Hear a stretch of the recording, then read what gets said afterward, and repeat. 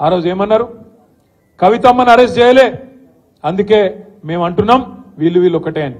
మరి ఇవాళ నేను అడుగుతున్నా ఆ రోజు కవితమ్మ సుప్రీంకోర్టులో కేసు ఉండే, స్టే ఉండే, అందుకే అరెస్టు చేయలేకపోయింది. కానీ ఇవాళ పగబట్టి ఇంటికొచ్చి ఒక కవితమ్మనే కాదు, కవితమ్మని అరెస్ట్ చేసిండ్రు, 2 ముఖ్యమంత్రులను అరెస్ట్ చేసిండ్రు.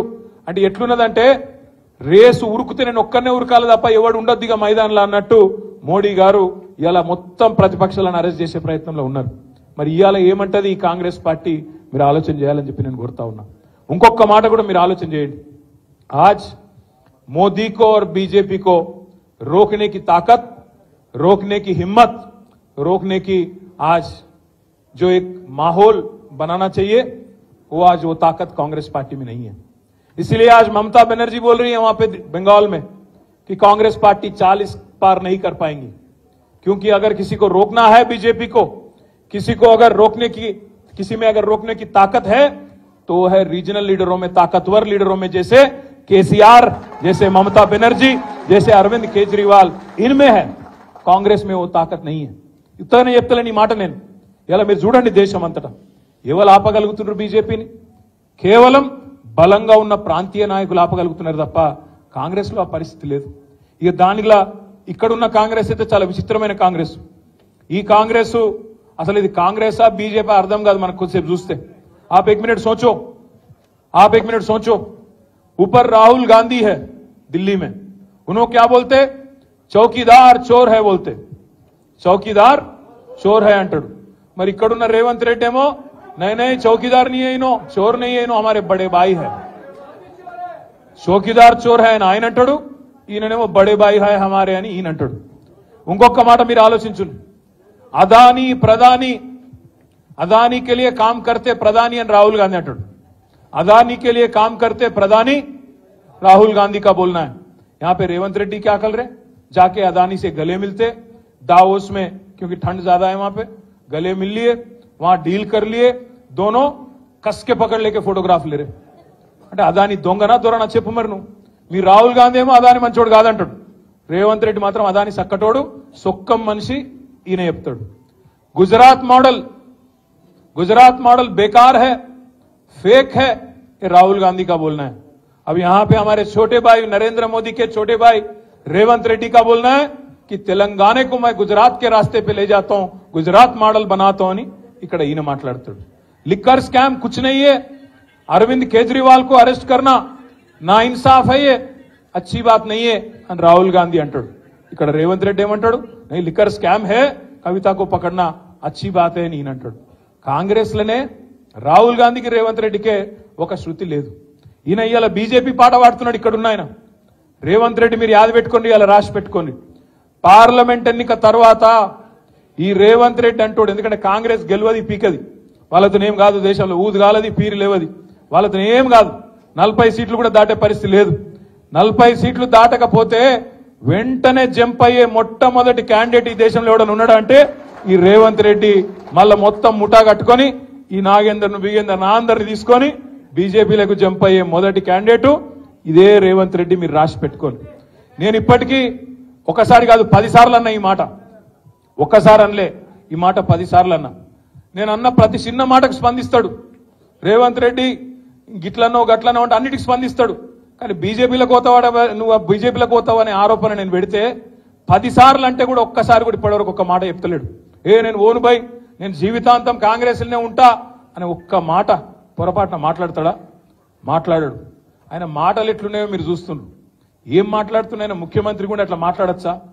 సెక్రటేరియట్ పోతాడు, నేను ఇక్కడ లంకె బిందెలు ఉంటాయనుకొని వచ్చినా లంకె బిందెలు లేవు, ఖాళీ కుండలు ఉన్నాయి అంటాడు.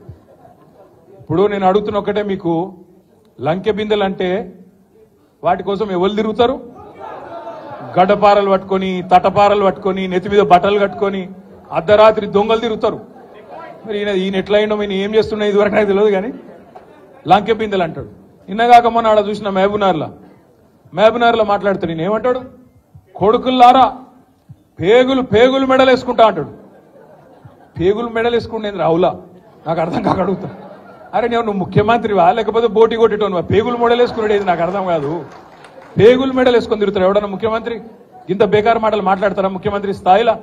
ఇంకా అంటుండు జేబుల కత్తెర పెట్టుకొని తిరుగుతున్నా నేను అంటాడు. జేబుల కత్తెర పెట్టుకొని ఎవడు తిరుగుతాడే? పక్కా జేబు దొంగలు తిరుగుతారు గసంటోడు. అయ్యా రేవంత్ రెడ్డి గారు, జేబుల కత్తెర జర పైలం అటు ఇటు అయితే డేంజర్ ఉంటుంది సుమా, చాలా డేంజర్, జాగ్రత్తగా పెట్టుకోండి.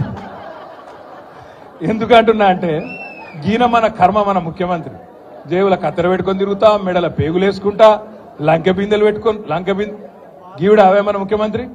రైతు బంధు ఈరా మగడ అంటే అది శాత కాదు, కరెంట్ ఇయనికి శాత కాదు, మహిళా సోదరి మనులకు నెలకు 2500 ఇస్తాను అది ఈరా భయ అంటే అది లేదు, నెలకు 4000 ఇస్తా ముసలోళ్ళ కన్నా అదేదిరా భయ అంటే అది దిక్కులేదు, ఇది ఏది తులం బంగారం అన్న ఆడపిల్లల పెళ్లికి అదేదిరా అంటే అది లేదు, ఇవేవి లేవు. అందుకే దాన్ని కవర్ చేయడానికి ఏం చేస్తుండు, ఫోన్ ట్యాపింగ్ అవుతుంది అంటాడు.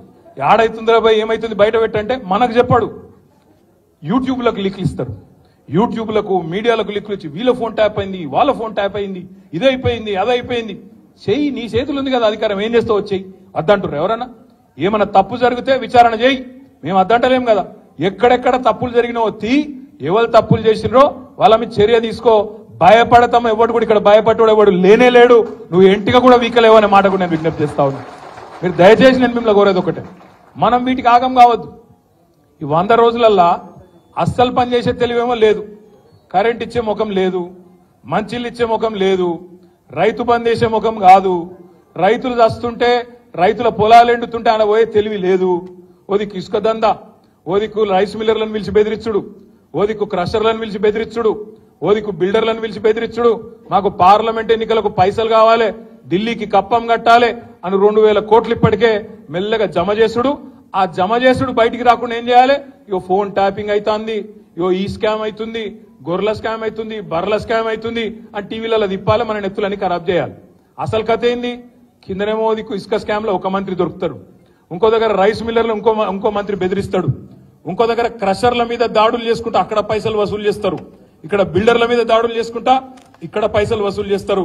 నేను అడుగుతున్నా రేవంత్ రెడ్డి, హైదరాబాద్ పరిధిలో ఇలా నువ్వే మున్సిపల్ మంత్రివి, నేను ఇదివరకు మొన్నటిదాకా నేను డిసెంబర్ దాకా నేను మంత్రిగా ఉంటి కాబట్టి నాకు తెలుసు డిపార్ట్మెంట్ లో ఏం జరుగుతుందో నాకు కూడా తెలుసు. ఇవాళ నేను అడుగుతున్నా, గత 3 నెలలుగా హైదరాబాద్ లో బిల్డింగ్ పర్మిషన్లు ఎందుకు వస్తలేవు?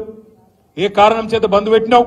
బిల్డర్లను పిలిచి బెదిరించి మీరు పైసలు కడితేనే పర్మిషన్ ఇస్తా అంటున్నమాట వాస్తవం కాదా?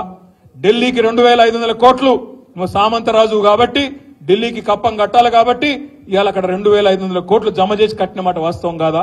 ఇప్పుడు ఆపరేషన్ లేకుండానే మోకాళ్లకు ప్లాస్మా ట్రీట్మెంట్, మీ ఆర్థోపెడిక్ సమస్యలన్నిటికీ రోబోటిక్ టెక్నాలజీ ద్వారా తక్కువ ఖర్చుతో శాశ్వత పరిష్కారం, ఫ్రీ కన్సల్టేషన్, ప్రతి ట్రీట్మెంట్ పై 20% డిస్కౌంట్.